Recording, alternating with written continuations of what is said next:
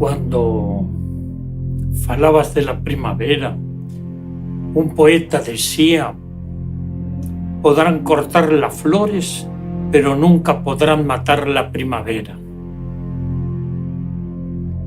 Y creo que estamos pasando en toda la América Latina, aquí en Brasil, situaciones difíciles, golpe de Estado, destrucción de lo que es el Estado de Derecho y la vigencia de los derechos humanos. Y Brasil cumple 30 años con su constitución y hay que fortalecerla para que sea respetada.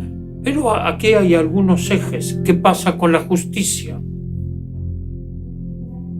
¿Qué ocurre con los diputados, senadores, que fueron los artífices de los golpes de Estado? Pero no solo en Brasil, en toda la América Latina, en Honduras, en Paraguay. Creo que desde ahí es donde debemos construir, en la esperanza, en la construcción, en la solidaridad del pueblo y también en el apoyo, en la solidaridad de muchos países, de pueblos que no quieran esto y que están dispuestos a resistir. Y por eso uno tiene que llamar a la resistencia social, cultural, política, espiritual, para que esa primavera que quieren matar florezca. Queremos y exigimos la libertad de todos los presos y presas políticas, porque queremos nuestra democracia, porque sabemos que solo florecemos colectivamente en una patria grande, justa, libre, diversa, soberana y feminista. Yo concibo que para poder disfrutar una primavera, un florecimiento, tiene que ser por todos. Por eso la eliminación de la desigualdad y el verdadero ejercicio de los derechos económicos, sociales y culturales es una base para poder lograrlo. Brasil luchó para disminuir la desigualdad, eliminar la pobreza y crear mejores condiciones para que hubiera un goce de ejercicio de derechos económicos, sociales y culturales. Entonces, en América Latina no podemos entender por qué está en la cárcel una persona que contribuyó no solamente a Brasil, sino también a América Latina. El invierno es que en Brasil se está probando por primera vez un nuevo tipo de golpe de Estado. Un golpe de Estado parlamentario, un golpe de Estado judicial y un golpe de Estado mediático, como por ejemplo a Rede Globo. Entonces, ese es el invierno. Y muchos países están viendo que el invierno gane sobre la primavera. Libertad ya para que nosotros podamos también tener nuestra propia libertad y que no haya golpes de estados en plenas democracias. Curitiba tem muito inverno e a gente tem feito várias primaveras em Curitiba. Desde as ocupações, o ciclo da democracia, o acampamento agora do Lula. Eu acho que se a gente acreditar e se convencer de que não vai ter primavera mais, no olhar e na ação, a gente não tem por que continuar.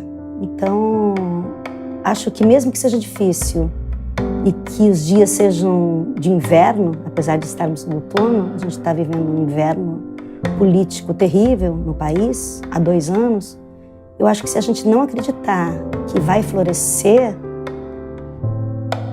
a gente desiste. E aí desistir é morrer. E se morrer, não floresce nada. Então acho que temos que alimentar para que brote e floresça e que caiam sementes e que nasçam outras, né? Porque as estações vão se renovando. Eu acho que nós estamos vivendo um momento muito triste, talvez um dos piores, tirando talvez a época assim, pior da tortura, no final dos 60, início dos 70, eu acho que eu não conheço um período pior que tenha vivido. Mas, às vezes, é desse momento mais difícil que nascem as esperanças e as mudanças mais fortes, né? E eu tenho, assim, uma certa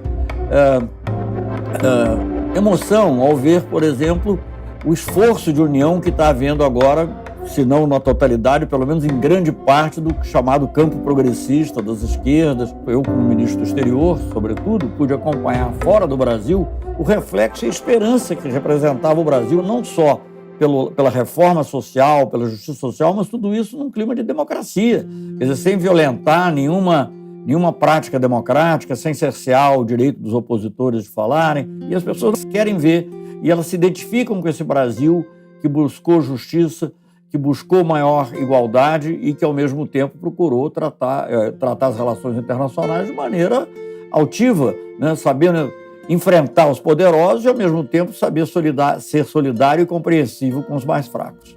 Nesse momento, a gente está vivendo um desequilíbrio. Existe uma força brutal, autoritária, bastante voltada para um egoísmo e uma exclusão, né, para que exista isso, uma força muito pragmática que vai permitir que alguns sobrevivam e outros sejam excluídos. Essa força deve ser equilibrada com uma outra força que é mais de cuidado, de amorosidade, de cuidados sociais, de partilha, de redistribuição de renda, de bens. Ela tem que se reequilibrar. É assim que a gente vai conseguir sobreviver, é assim que a gente vai conseguir se reencontrar. Quantos movimentos sociais sofreram golpes, quantos movimentos estudantis, movimentos de resistência, eles se reergueram, né? É o que nos resta, é crer nisso. Porque muita luta existiu para que a gente tivesse as consciências que a gente tem e pudesse estar trabalhando com essas forças que tem que se equilibrar. É o que nos resta, é voltar para o que há de semente, e muitas sementes, né? Quando a gente mata uma liderança importante, a gente não mata o sonho, não mata a palavra, isso é fato. O sonho se realiza, ele é muito mais forte do que qualquer opressão. É realmente fazer valer leis, fazer valer conquistas, é fazer valer direitos humanos que defendem os seres humanos dos humanos, né? E não adianta você culpabilizar simplesmente as pessoas se você não mudar o sistema. Assim como não adianta a gente pegar um bode expiatório para terminar com uma questão que é sistêmica, que é a corrupção que é a má política.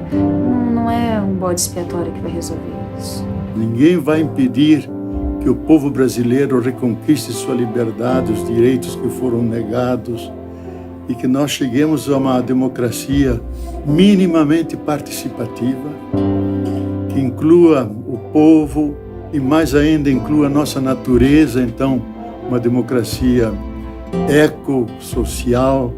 E eu espero que isso seja possível, e é aquilo que deve ser. E o que deve ser sempre tem força.